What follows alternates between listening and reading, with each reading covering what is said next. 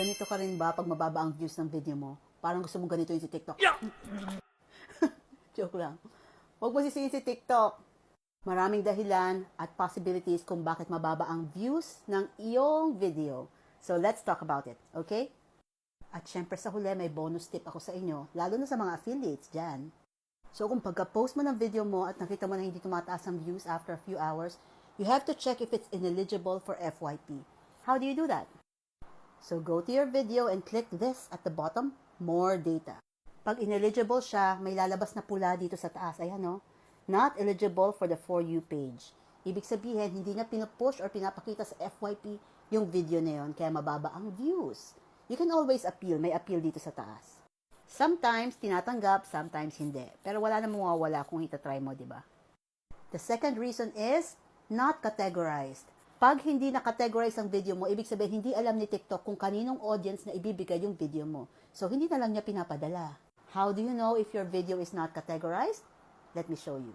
So, when you go to your video at nakita mo yung search bar, pag ang nakalagay ay find related content, ibig sabihin, hindi na-categorize yung video mo at hindi siya nakakarating sa dapat niyang pakitaan na audience.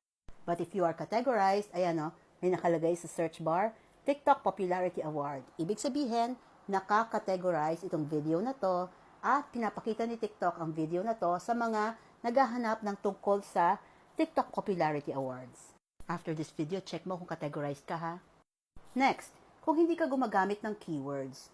Keywords are searchable words na sinasabi mo, nilalagay mo sa description, nilalagay mo sa title mo, kailangan nandoon yun lahat, pati sa hashtags. Kung kulang or hindi consistent ang keywords mo, hindi ka ilalabas sa FYP. Next is too many hashtags. Noong unang panahon, the more hashtags, the better. Kasi mas maraming audience ang makakanood ng video mo. Ngayon, kung magulo ang hashtag mo, malilito si algorithm at hindi na alam kung kanino niya dadalhin yung video mo. So, make your hashtag specific to your video. Kung dance video siya, kailangan yung hashtags mo ay tungkol sa dance. Kung ang TikTok mo ay tungkol sa cooking, kailangan ng hashtags mo ay about cooking. Okay? This is the usual reason. People who participate in spam-like behavior. Yung mga palo to palo, ayan. Yung mga mahilig mag-comment ng walang kinalaman sa video, yung mahilig mag-flood like, ayan, flood likes. Pag nagpa-flood like ka, posibleng mababa din ang views mo. Kung na-flood like ka, biktima ka, malamang mababa din ang views mo. Next, syempre, if you have violations, you will have some account restrictions. So, hindi ka priority ni TikTok pag may violations ka. Now, kung pasado naman lahat yung mga nauna at mababa pa rin ang views, it all boils down to poor quality content. Kung ang content mo ay hindi kaaya-aya para sa FYP. Kasama na dyan yung poor lighting, syempre yung resolution ng camera, kung maganda ba yung background mo, diba? Kung maayos ba itsura mo, ganun.